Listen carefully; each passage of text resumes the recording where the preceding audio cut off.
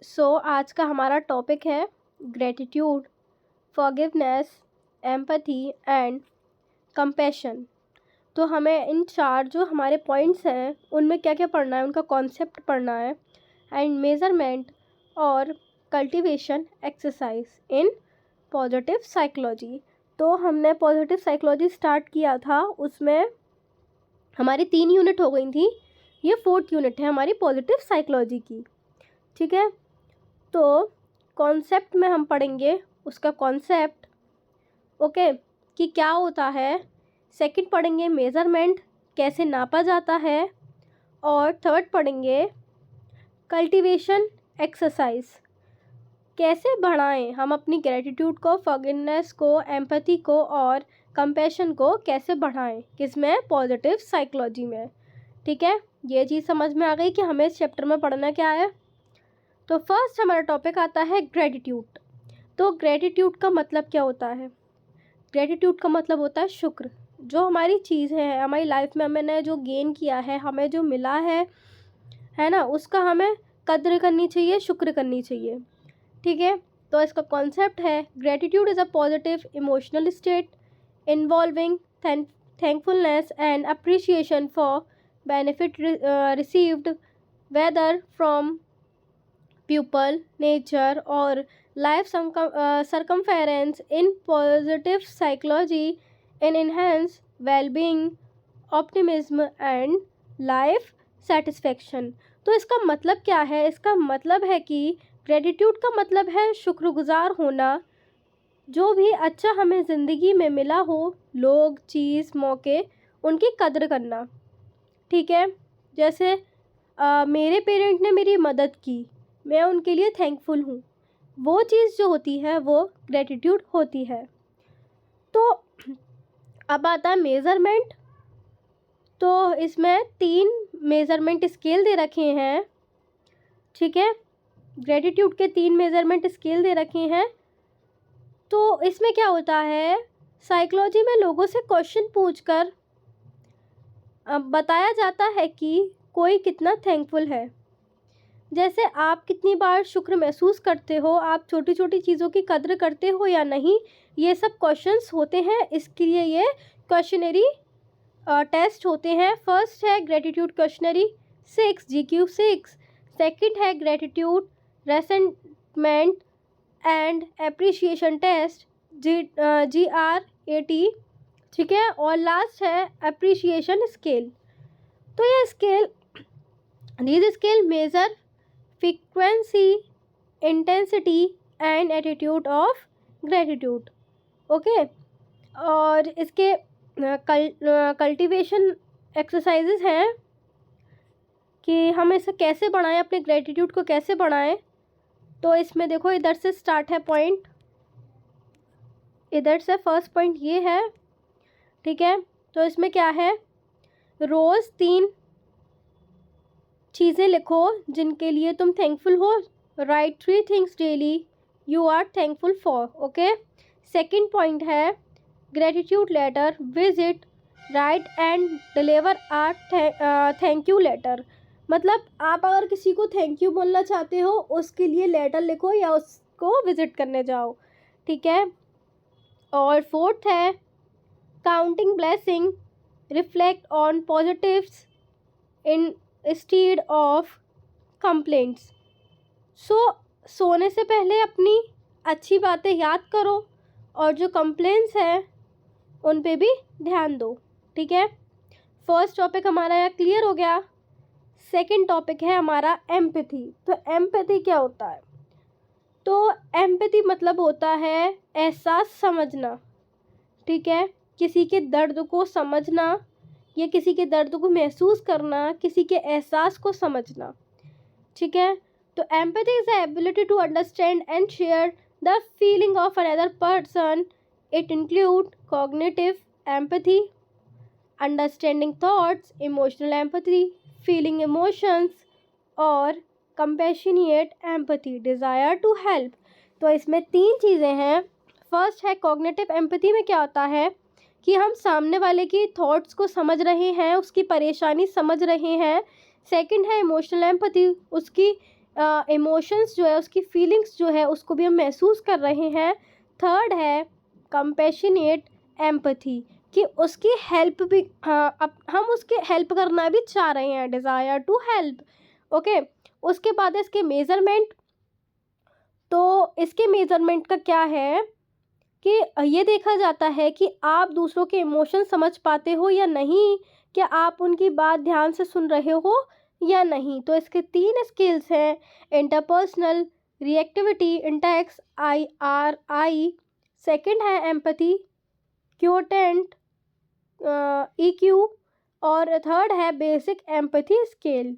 Okay, उसके बाद है कल्टीवेशन एक्सरसाइजेस।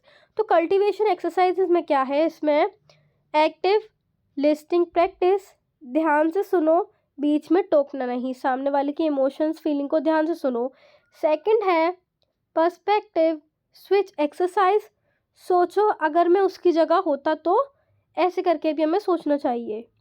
और थर्ड है इमोशनल रिकग्नाइशन ट्रेनिंग। इसमें क्या है, लोगों के चेहरे और इमोशंस नोटिस करो कि ये कितना झूठ बोल रहा है, कितना सच बोल रहा है, उसके चेहरे को भी देखो और उसके इमोशंस भी नोटिस करो। ठीक है, थर्ड टॉपिक है फॉरगिवनेस। तो फॉरगिवनेस का मतलब होता है किसी को माफ़ी देना। Okay, forgiveness is a consequous process of letting go of resentment, anger, or revenge toward someone who has caused harm. It does not mean forgetting or justifying the harm. अगर आपको किसी ने नुकसान पहुंचाया है, इसका मतलब ये नहीं कि आप भूल गए हो या फिर से उसकी जो उसने हार्म कराया उसको जस्टिफाई कर रहे हो। इसका मतलब ये है आप उसे लेट इट गो कर दे रहे हो, चलो छोड़ो जाने दो, अपना गुस्सा, अपने रिवेंज और अपने रेसेंटमेंट को आप प्रोसेस कर लेते हो, लेटिंग गो कर देते हो और सामने वाले को माफ़ी दे देते हो। तो फॉरगिवनेस का मतलब है गुस्सा, नफरत, बदला लेने का ख्याल छोड़ देना। मतलब ये नहीं कि गलती सही हो गई, मतलब अपने दिल को हल्का करना, सामने वाले को माफ़ कर कर। ओके, तो जैसे एग्जांपल है कि किसी ने मुझे हर्ट किया पर मैं उसे माफ़ कर देती हूँ ताकि मैं भी खुश रहूँ। ओके, इसकी एक्सरसाइज इसकी सॉरी मेज़रमेंट है। तो इसमें क्या होता है, इसके मेज़रमेंट में तो इसमें चेक किया जाता है कि आप लोगों को माफ़ कर पाते हो या नहीं, क्या आप अपनी गलतियों के लिए खुद को माफ़ करते हो या नहीं। तो इसमें है heartland forgiveness scale HFS। Second है transgression related interpersonal motivations inventory TRIM।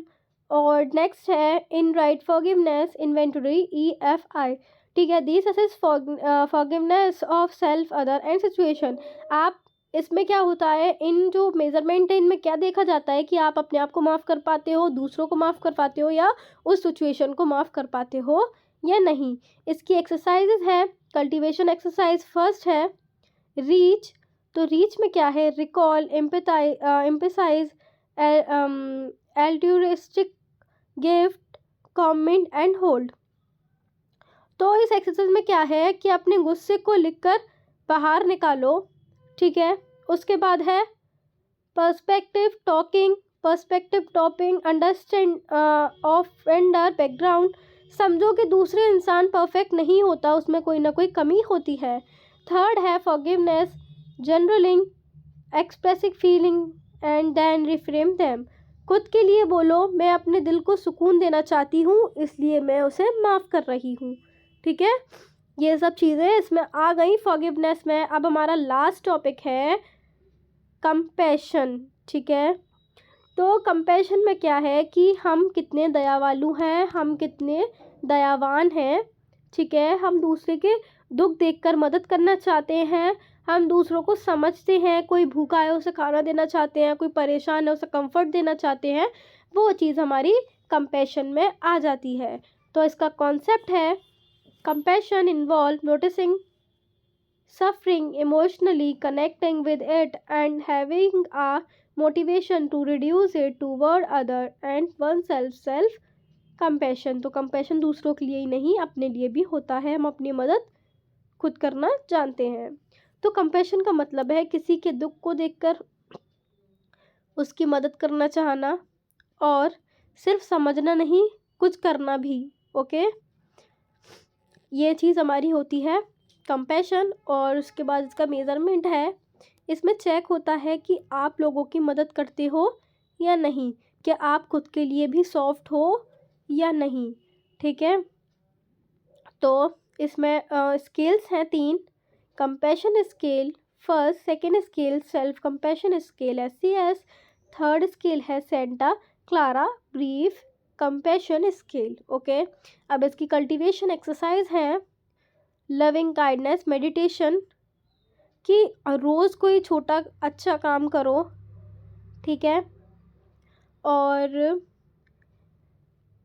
Meta भी बोलते हैं इसे। ठीक है, फर्स्ट एक्सरसाइज को मेटा भी बोलते हैं, कि लविंग काइंडनेस मेडिटेशन करो। और सेकंड है कंपैशनिएट इमेजरी, खुद से भी प्यार करो, खुद से भी बातें करो। और थर्ड है एक्ट ऑफ काइंडनेस प्रैक्टिस, कि दुआ मेडिटेशन में सबके लिए अच्छा सोचो। ठीक है, थर्ड टॉपिक में एक्ट ऑफ काइंडनेस प्रैक्टिस में ये है कि दुआ मेडिटेशन में सबके लिए अच्छा सोचो, किसी के लिए बुरा नहीं सोचो। कि आप गॉड से प्रे करने बैठे तो अपने लिए नहीं सोचो, अपने लिए नहीं मांगो गॉड से, अपने पास वाले, अपने दोस्त, आप जो परेशान है उसके लिए भी दुआ करो। वो चीज़ें हमारी कंपैशन में आती हैं, एक्ट ऑफ काइंडनेस प्रैक्टिस में आती हैं। ओके, ये हमारा टॉपिक हो गया यहाँ की clear. End of slideshow, swipe forward to exit.